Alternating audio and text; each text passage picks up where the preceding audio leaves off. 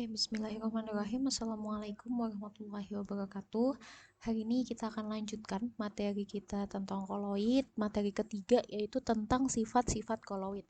Nah, ada beberapa sifat-sifat koloid yang ini menjadi fenomena yang bisa kita amati dalam kehidupan sehari-hari yang berkaitan dengan koloid. Nanti kita bahas ya, ketika kita bahas tentang sifat-sifat koloid ini, ketika saya berikan contohnya, kalian pasti sudah pernah melihat ya, insya Allah sudah pernah lihat nih fenomena-fenomena yang terjadi di dalam kehidupan kita sehari-hari.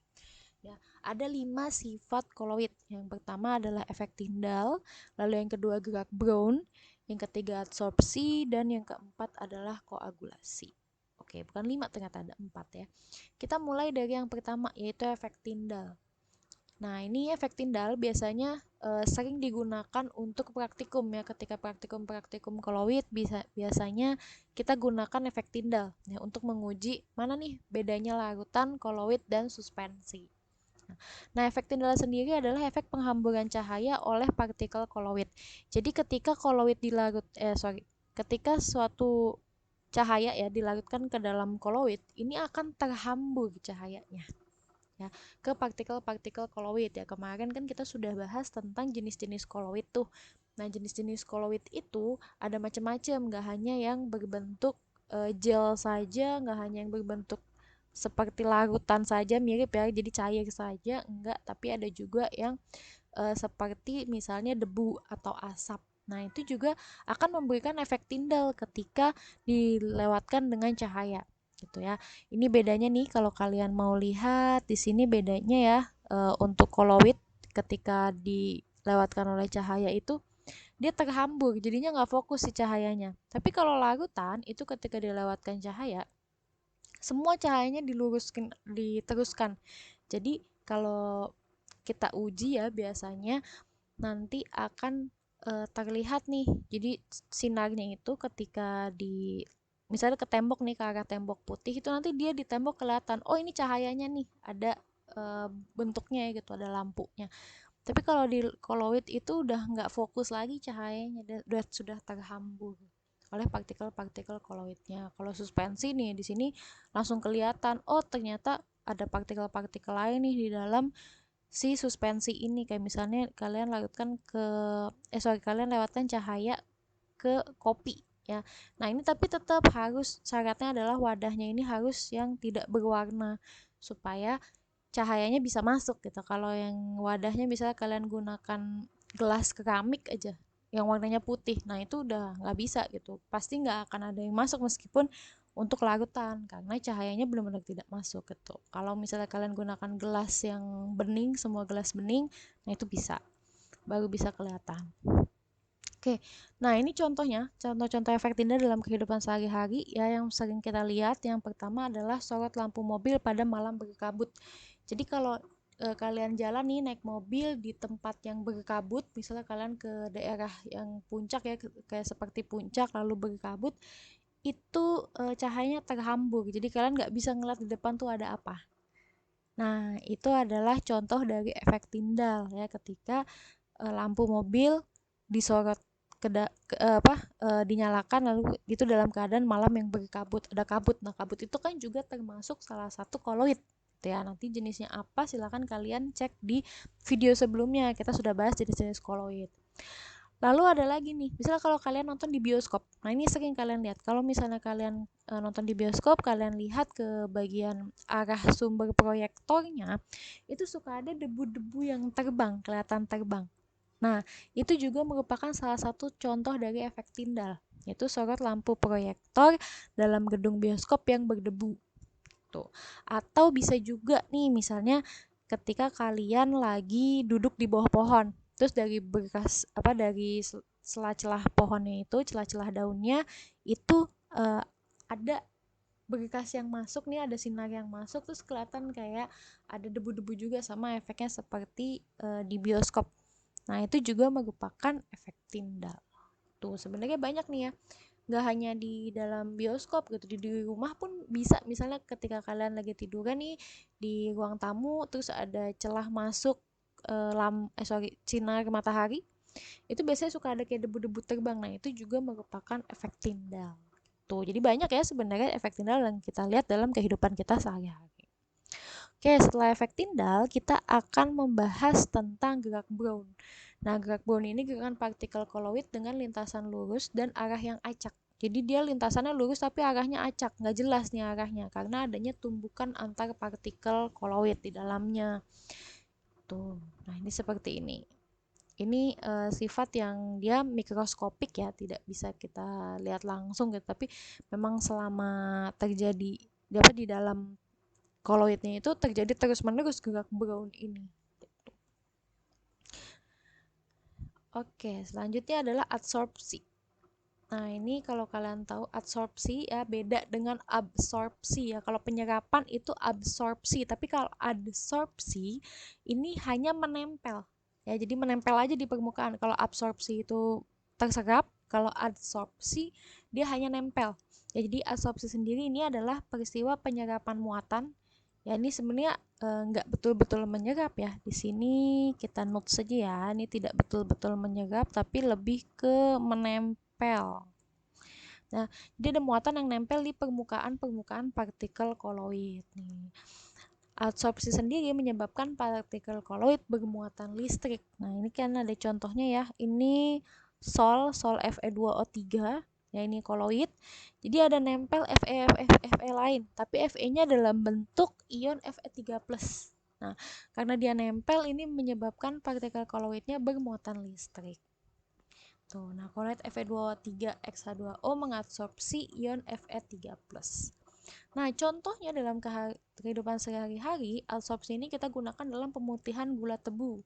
Lalu bisa juga dalam kerja norit dalam menyerap racun. Kalau zaman dulu ya, misalnya kalian habis makan pedes, makan norit biar nggak sakit perut gitu ya, biar nggak mules, biar nggak diare.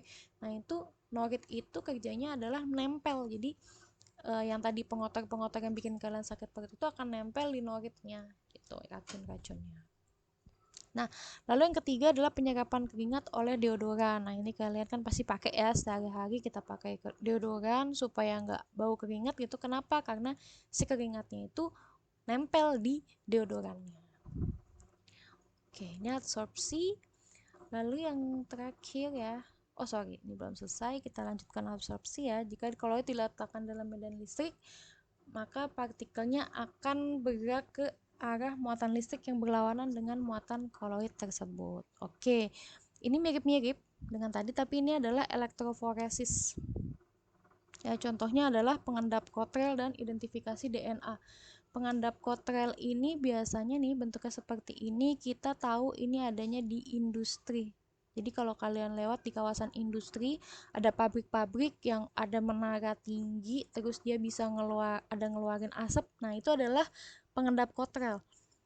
Jadi nih kan gas-gas buangannya itu difilter dulu supaya gas yang dilepaskan ke lingkungan itu sudah merupakan gas-gas yang bebas dari polutan ya, sebisa mungkin bebas dari polutan, meskipun pada kenyataannya tetap aja misalnya kita ngeliat ada di industri tetap itu asapnya warnanya hitam. Nah, itu tetap aja pasti mengandung zat-zat yang berbahaya ya, ada SOX, ada NOX seperti itu. Tapi memang pengendap kotrel ini fungsinya adalah untuk memfilter gas-gas buangan ini supaya ketika dilepaskan ke lingkungan itu gasnya sudah bebas dari polutan.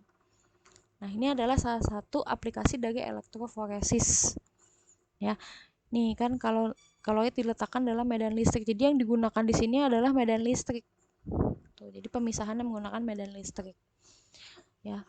Lalu selanjutnya adalah identifikasi DNA. Begitupun dengan DNA ya. Jadi ketika suatu zat nih mau kita ambil DNA-nya, itu kita mau cek nih DNA-nya isinya apa, sekuensnya, lalu kita mau ngecek protein penyusunnya apa gitu ya, bisa kita lihat. Itu kita gunakan elektroforesis ya. Jadi nanti bahan-bahannya yang mau diambil DNA-nya, mau dicek DNA-nya itu kita lakukan proses elektroforesis di dalamnya menggunakan medan listrik ya. Itu untuk elektroforesis, tapi memang yang banyak digunakan ya, banyak juga contoh-contoh yang nanti mungkin ada di dalam soal adalah pengendap kotrel ini ya. Kalau kotrel itu berarti dia filter ya. Ini filter untuk gas-gas buangan yang berasap. Nah, supaya apa tadi kan? Supaya si gas yang dilepas ke lingkungan itu sudah bebas polutan, ya. Jadi lebih aman gitu. Jadi tidak membahayakan untuk lingkungan sekitar. Oke, selanjutnya nih yang terakhir adalah koagulasi. Ya, ini adalah penggumpalan partikel koloid sehingga membentuk endapan.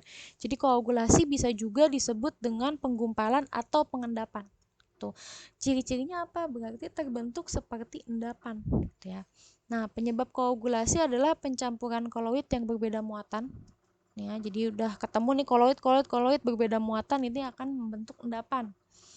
Nah, dan adanya elektrolit di dalam situ. Misal ke dalam satu partikel koloid kalian masukkan garam. Garam itu kan elektrolit ya. Nah, itu akan terjadi endapan. Itu koagulasi. Nah, contohnya itu ada beberapa ya, banyak. Misalnya adalah pembentukan delta muara sungai. Kalau kalian lihat nih aliran sungai di ujungnya sebelum sampai ke laut itu biasanya suka ada endapan-endapan kayak pasir tapi warnanya masih coklat gitu. Itu agak kayak kotoran-kotoran yang bertumpuk. Nah, itu adalah delta muara sungai. Itu adanya di ujung sungai sebelum sampai ke laut. Ya, ini terjadi koagulasi. Lalu bisa juga dalam budidaya karet ya, ketika kita mengambil karet itu kan diambil dari lateks ya, getah dari pohon karetnya. Nah, itu si lateksnya ini digumpalkan dengan menggunakan asam format ya, dengan menggunakan adanya elektrolit di sini. Nah, itu untuk mendapatkan karet. Setelah itu karetnya bisa digunakan untuk macam-macam, bisa untuk karet yang biasa untuk ngiket ya, bisa juga untuk ban, itu kan juga karet. Nah, yang terakhir adalah lumpur dalam air digumpalkan dengan tawas. Nah, kalau kalian tahu tawas itu aluminium sulfat Al2SO4 3 kali. Jadi untuk membersihkan air misalnya nih ketika kita mau bikin seperti apa sih namanya tuh kayak empang gitu. Nah, itu biasanya dibersihin pakai tawas atau kolam itu bisa dibersihin dengan tawas. Jadi kalau dimasukkan tawasnya ke dalam situ, tawasnya tuh bentuknya seperti kamper. Dia serbuk ya. Tadinya tuh bongkahan bisa dihancurin jadi serbuk warna putih Al2SO4 3 kali. Itu nanti dimasukkan ke dalam air. Jadi tadinya misalnya airnya adalah kalian ambil dari air kolam nih, kalian ambil misalnya 1 ember, kalian coba nih kalau mau pakai tawas, kalian masukkan tawas, nanti si pengotornya itu ya kotoran-kotorannya akan nempel di tawasnya. Ya, dia mengendap di bawah sedangkan airnya yang lain sudah jernih. Tuh. Itu digunakan tawas untuk penjernih. Ya, penjernihan itu bisa juga. Kalau tapi itu bukan untuk air yang dikonsumsi ya. Kalau untuk air yang dikonsumsi itu akan menggunakan sistem filtrasi yang beda lagi gitu. Nanti ada karbon, ada batu segala macam. Oke, seperti itu. Itu adalah sifat-sifat koloid ya, yang fenomena-fenomenanya banyak kita lihat di dalam kehidupan sehari-hari. Kalau ada pertanyaan boleh tanyakan ke saya, bisa lewat Classroom atau japri saya langsung. Ya. Selanjutnya nanti kita akan ada beberapa latihan soal ya. Kita nanti bahas. Nanti kalian juga silakan explore lagi dari apa yang kalian sudah baca, dan untuk kalian bisa lihat-lihat dari tempat lain, bisa nanti kita akan diskusikan di kelas. Oke, saya tutup. Assalamualaikum warahmatullahi wabarakatuh.